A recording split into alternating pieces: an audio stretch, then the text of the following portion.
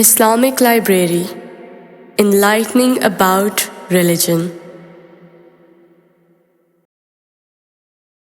حضرت عسکری بن الحسین النصفی رحمت اللہ تعالی علیہ طریقت کے اماموں میں سے ایک بزرگ، امام متوکلاں، برگزیدہ اہل زماں ابو تراب حضرت عسکری بن الحسین النصفی رحمت اللہ تعالی علیہ، آپ خراسان کے بزرگ ترین سادات مشائخ اور مشہور جوامردوں میں سے تھے۔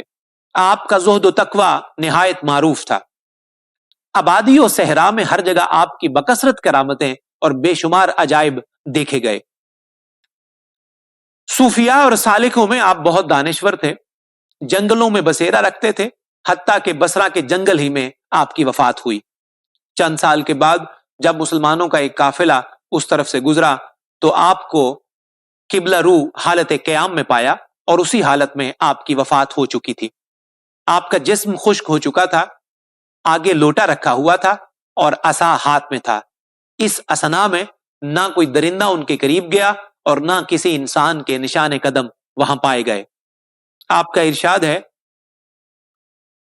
درویش کی غذا وہی ہے جو اسے مل جائے، اور اس کا پہناوا وہی ہے جس سے ستر پوشی ہو جائے، اور اس کا مکان وہی ہے جہاں ٹھہر جائے۔ مطلب یہ ہے کہ درویش کی غذا میں اس کی اپنی کوئی پسند نہیں ہوتی، اور لباس میں بھی اس کی پسند کا کوئی دخل نہیں ہوتا، اور مکان بھی وہی ہوتا ہے جہاں وہ ٹھہر جائے، کوئی خاص جگہ یا ٹھکانہ نہیں ہوتا۔ ان تینوں باتوں میں تصرف کرنا مشغولیت ہے۔ سارے جہان کی بلائیں انہی تین چیزوں میں ہیں، جبکہ وہ اس میں تصرف کرے۔ یہ بات معاملہ سے متعلق ہے، ورنہ از روئے تحقیق درویش کی غذا وجد ہے، اور اس کا لباس تقوی، اور اس کا مسکن غیب ہے۔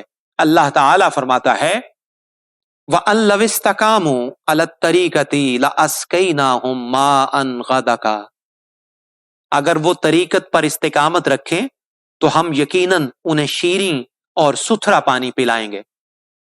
پھر ارشاد فرمایا، وَلِبَاسُ التَّقْوَىٰ ذَلِكَ خَيْرٌ، اور تقوی کا لباس ہی بہتر ہے۔ حضور اکرم صلی اللہ علیہ وآلہ وسلم کا ارشاد گرامی ہے، فقر غیب کا وطن ہے۔ معلوم ہوا کہ درویش کا کھانا پینا شراب قربت، اور اس کا لباس تقوی اور مجاہدہ، اور اس کا وطن غیب اور انتظار وصل ہے۔ لہٰذا طریقت کی راہ واضح اور اس کا معاملہ ظاہر و روشن ہے، اور یہی کمال کا درجہ ہے۔ حضرت یحییٰ بن معاذ رازی رحمت اللہ تعالی علیہ طریقت کے اماموں میں سے ایک بزرگ، محبت و وفا کی زبان، ولایت و طریقت کی زینت، حضرت ابو زکریا یحییٰ بن معاذ رازی رحمت اللہ تعالی علیہ ہیں۔ آپ کا حال بلند، نیک خصلت اور حقیقت میں حق تعالی کی امید پر کامل اور ثابت قدم تھے۔ حضرت حسری رحمت اللہ علیہ فرماتے ہیں کہ اللہ تعالیٰ نے دو یحییٰ پیدا فرمائے ہیں، ایک انبیاء میں جو حضرت یحییٰ بن زکریا علیہ السلام ہیں، اور دوسرے اولیاء میں جو حضرت معاذ رازی رحمت اللہ تعالی علیہ ہیں۔ حضرت یحییٰ علیہ السلام خوف الہی کی راہ پر اس طرح گامزن رہے کہ تمام مدعیان خوف نجات سے نا امید ہو گئے، اور حضرت یحییٰ بن معاذ رازی رحمت اللہ علیہ حق تعالیٰ کی امید پر ایسے قائم رہے کہ تمام مدعیان امید ہاتھ باندھ کر کھڑے رہے۔ لوگوں نے حضرت سے دریافت کیا کہ حضرت یحییٰ بن زکریا علیہ السلام کا حال تو معلوم ہے، لیکن حضرت یحییٰ بن معاذ رازی رحمت اللہ علیہ کا حال کس طرح معلوم ہو؟ انہوں نے جواب دیا، مجھے معلوم ہے کہ وہ کسی حالت میں بھی اللہ رب العزت سے غافل نہیں رہے، اور نہ کبھی گناہ کبیرہ کا ارتکاب کیا، معاملات طریقت اور اس کے مجاہدے میں کامل تھے۔ کسی نے دریافت کیا کہ اے شیخ، آپ کا مقام تو مقام رجا یعنی امید ہے، لیکن آپ کا سلوک تو خائفوں جیسا ہے۔ آپ نے فرمایا، اے فرزند سنو، بندگی کو چھوڑنا ضلالت اور گمراہی ہے، اور خوف و رجا ایمان کے دو ستون ہیں۔ یہ محال ہے کہ کوئی شخص اپنے مجاہدے میں سے کسی رکن ایمان کو ضلالت و گمراہی میں ڈال دے۔ خائف اپنے خوف کو دور کرنے کے لیے عبادت و بندگی کرتا ہے، اور امیدوار وصال الہی کی امید میں۔ جب تک عبادت نہ ہو تو نہ خوف کا وجود درست ہے اور نہ رجا کا، اور جب عبادت موجود ہو تو یہ خوف و رجا سب عبادت بن جاتا ہے۔ جہاں محض عبادت ہو تو ایسی عبادت سود مند نہیں ہوا کرتی۔ آپ کی بکثرت تصانیف ہیں اور آپ کے نکتے اور ارشادات انوکھے ہیں۔ خلفائے راشدین کے بعد صوفیاء کرام میں سے آپ ہی نے منبر پر واعظ و نصیحت فرمائی۔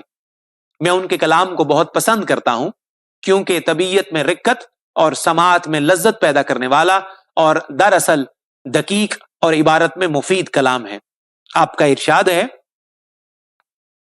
یہ دنیا مشغولیتوں کی جگہ ہے اور آخرت ہول اور وحشت کا مقام، اور بندہ ان دونوں کے درمیان ہمیشہ رہتا ہے یہاں تک کہ کسی جگہ وہ قرار حاصل کر لے، خواہ وہ جنت ہو یا دوزخ۔ خوشی و مسرت کے مقام میں وہ دل ہے جو دنیا میں مشغولیتوں سے اور آخرت میں ہولناکیوں سے محفوظ رہا اور دونوں جہان سے توجہ ہٹا کر واصل بحق ہو گیا۔ آپ کا مذہب تونگری کو مفلسی پر ترجیح دینا تھا۔ جب شہر رے میں آپ پر بار قرض زیادہ ہو گیا تو قرض کے بوجھ کی وجہ سے آپ نے خراسان کا قصد فرمایا، اور جب بلخ پہنچے تو وہاں کے لوگوں نے آپ کو روک لیا تاکہ کچھ عرصہ واعظ و نصیحت فرمائیں۔ وہاں کے لوگوں نے 1,00,000 اشرفیوں کی تھیلی آپ کی خدمت میں پیش کی۔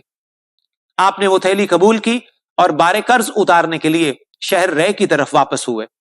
راستے میں ڈاکوؤں نے ڈاکہ ڈال کر تمام نقدی چھین لی۔ آپ خالی ہاتھ نیشاپور آ گئے، وہیں آپ نے وفات پائی۔ آپ ہر حال میں صاحب عزت اور وجیح و باوقار تھے، واللہ تعالی عالم۔